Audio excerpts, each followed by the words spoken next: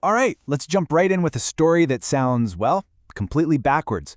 We're talking about a massive water crisis happening in one of the absolute wettest places on the entire planet. I mean, that's the big question, isn't it? How on earth does a place literally nicknamed the Abode of Clouds find itself running out of water? It just doesn't seem to make sense. But that's exactly the puzzle we're going to piece together today. So, to really get what's going on, you have to understand just how big this paradox is. The numbers behind this crisis are, frankly, staggering.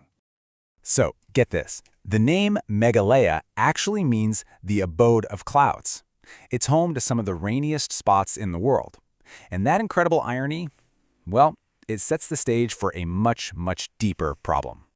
And we're not talking about a small trickle of a problem here. The state's capital, Shillong, is short more than 14 million liters of water every single day.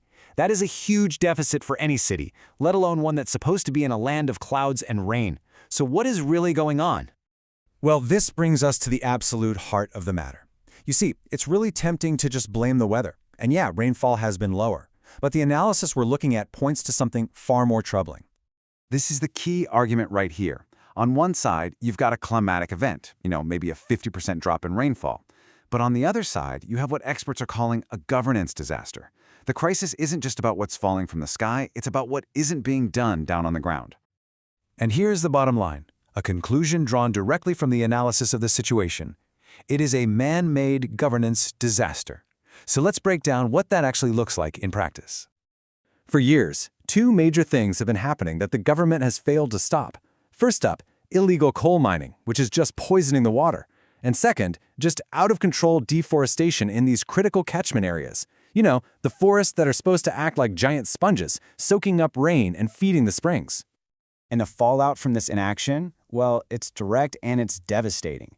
The waste from the mining makes rivers toxic, totally unusable. And without the forests, the soil washes away, the land can't hold on to water anymore, and the springs and streams that people have relied on for generations, they just dry up. Now you're probably thinking, wait, don't they have rules for this stuff? Policies? And you'd be right, they do. But this is where the story gets even more frustrating, because there is a huge gap between the words on the page and what's actually happening. I mean, just look at this disconnect.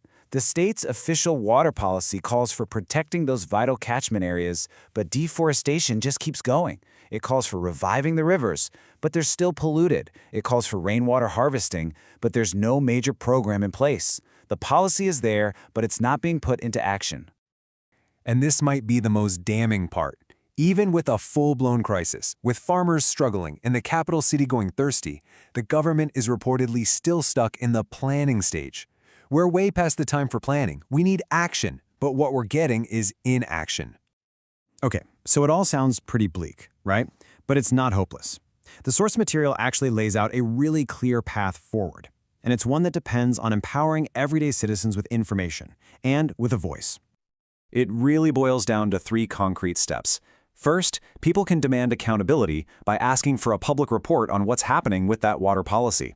Second, they can use legal tools like the Right to Information Act to ask tough questions about why projects are delayed.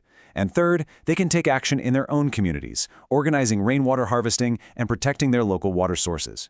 It's all about pushing for change from the ground up. And that really leaves us with this final thought. Meghalaya's story is a powerful, almost unbelievable reminder of what happens when good policies just sit on a shelf. It really forces you to ask, when the official systems get stuck, what is the real power of a public that is informed, engaged, and ready to demand action?